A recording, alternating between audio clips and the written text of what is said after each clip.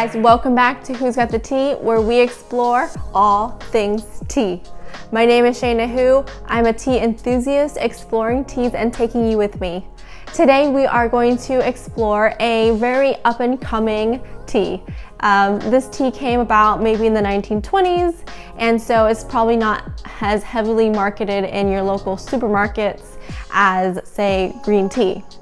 It is a green tea though, but it has a little bit of a twist because it is a roasted green tea. So this tea is none other than Hoji-cha. Hoji-cha originates from Kyoto in Japan. It's made by roasting tea leaves, typically in a clay or porcelain pot over charcoal.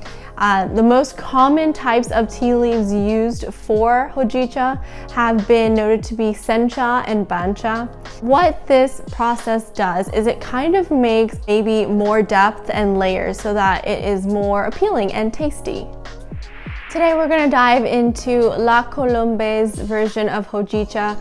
It actually comes in these sachets, and we're going to rip one open, take a closer look at the actual tea leaves, and then of course taste the tea and see what Hojicha is all about. Alright guys, here we have La Colombe's Hojicha. So this brand also makes a coffee, but this seems to be their Tea Tisan series. If we just look at the bottom of this beautiful packaging, we'll see that the tasting notes include roasted barley, sesame, and amber caramel. So while we're tasting today, we'll definitely be looking out for these three distinct notes. On the back, we will find more information about our tea. Our steeping guide tells us that our sachets are supposed to be re-steeped. One sachet goes for 8 ounces of water, and we steep it at 180 degrees Fahrenheit. The first steep will go for 4 minutes. The second steep will go for 5 minutes. And the different steeps will actually reveal more complex flavors. These sachets also seem to be biodegradable and compostable. Yay! The top of our packaging also tells us that our green tea today comes from bancha leaves. So let's open this package and get to it.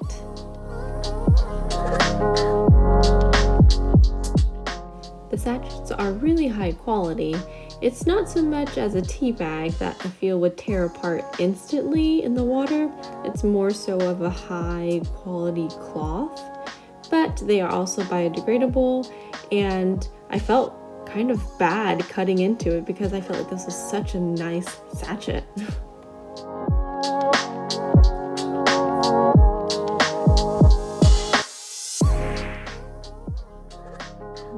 Sticks, no hint of green, black really. It's definitely been roasted heavily.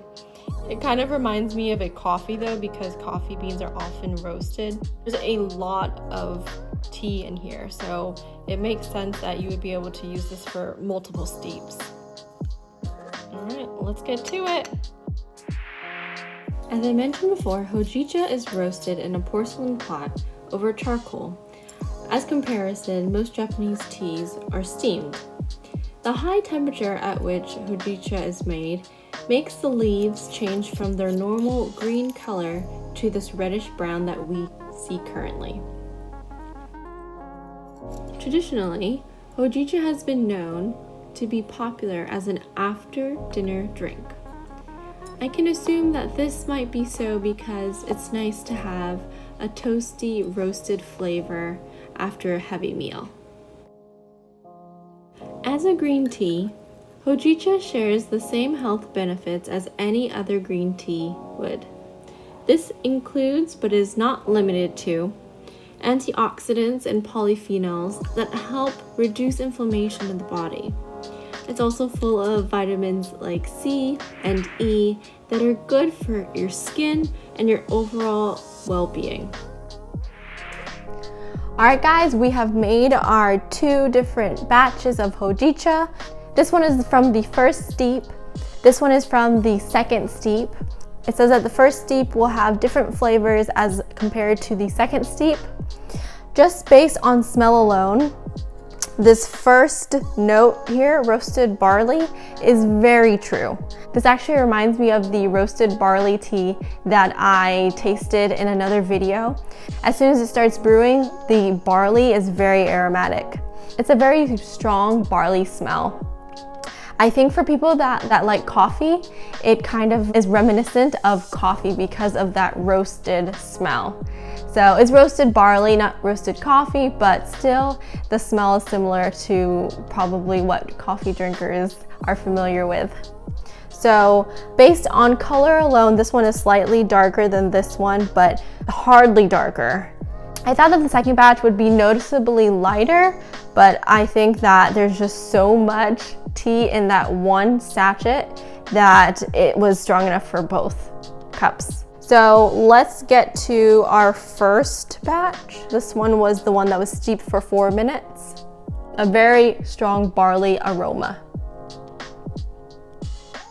I would say it's a little bit naturally sweet, so maybe that portion about the amber caramel is accurate. I'm not sure if I can taste sesame. The barley is quite overpowering and it may be covering the sesame notes. So for this first cup, I taste barley very prominently as like the first thing that you smell, the first thing that you taste. And then after that, there is a slight sweetness, which I guess could be the amber caramel, and I don't taste any sesame. Although it's not as strong of a tea as I thought it would be, I thought it would be as strong as a black tea, it still remains true to being a green tea. It just has a lot more depth to it, like I was talking about. And I think that's what the Hojicha teas are about. All right, so this is our second batch. This was steeped for 5 minutes after this one was made.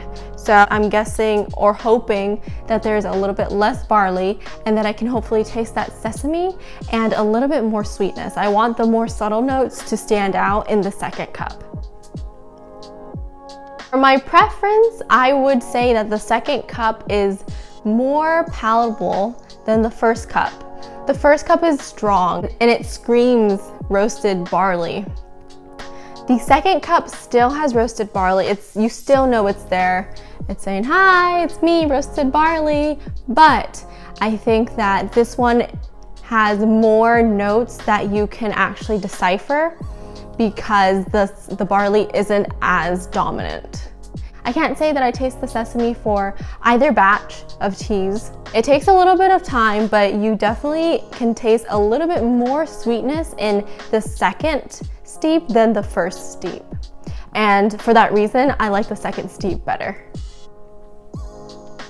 It's also worth noting that as a green tea, there is no bitterness that I taste. Sometimes when you oversteep a green tea, it can get bitter, as I've said before. I don't taste that with this batch of teas. It's actually quite enjoyable. I think that La Colombe did a good job at a Hojicha tea. If you do try this tea though, make sure you don't stop at just the first steep. Head on over to that second steep. You won't regret it. Believe me, if you don't do it, you'll be missing out. That is a wrap, guys. Thank you so much for sticking around. I hope you like this video. Maybe you guys will try Hojicha in the future. If you guys already enjoy Hojicha, let me know in the comments below. I would love to hear how long you've been enjoying Hojicha. Hojicha is a fun word to say. Anyway, apart from that, you guys, I hope you're safe, I hope you're healthy, and I hope to see you in the next video. Bye.